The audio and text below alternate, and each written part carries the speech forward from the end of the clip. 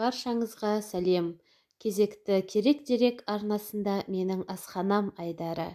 Бүгін мен сіздерге құрт көже дайындауды жолын көрсетуді жөн көрдім. Бұл менің өзімнің жеке рецептім бойынша деп айтсам болады. Керекті заты қара қой қайнатылған құрт, ұн және ішімайдың шыжғырылған шыжығы және май айының сары майы. Міне осы құрамдар арқылы біз құрт көжені дайындаймыз. Ең алдымен мен сорпаға жай ғана су алмаймын.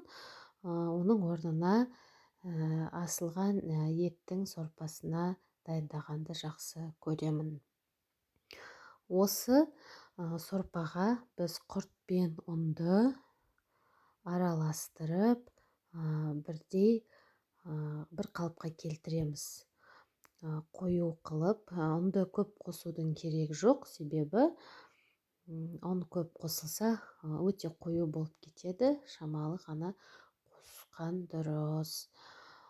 Мен өзім солтүстік өңірден, яғни Қостанай облысында тұратын болғандықтан бізде қыс өте қатты, аяз, боранды күндер көп болады.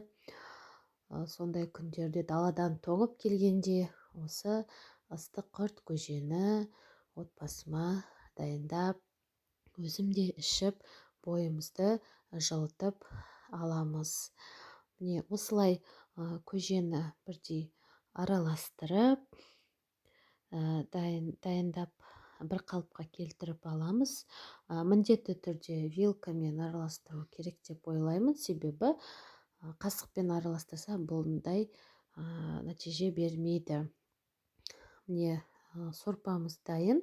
Осы қайнап тұрған сорпамызға жаңағы қоспамызды құйып, құрт пен ұнды араластырылған сосын соған біз шыжғырылған, яғни шыжық дейді біздің жақта, май ғой, тоң май алынады осы майдан. Міне сол шыжықты біз арнайы құрт көжеге қосып ішеміз, өте дәмді болады. Бұл жаңағы жануардың ішкі, яғни желін майы. Одан кейін сары май айының сары май арнайы сақтап қойған болатынмын.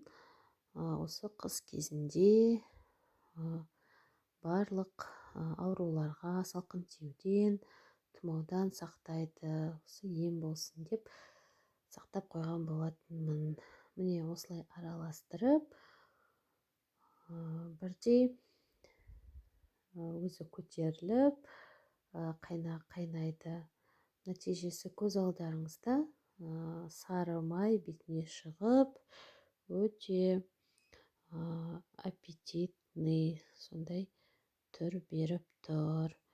Және осы құрт көжені бауырсақпен бірге столға қойсаңыз болады. Ас болсын. Керек дерек арнасына жазылып, үліпіл басып, пікір қалдыруға болады. Келесі кездескенше.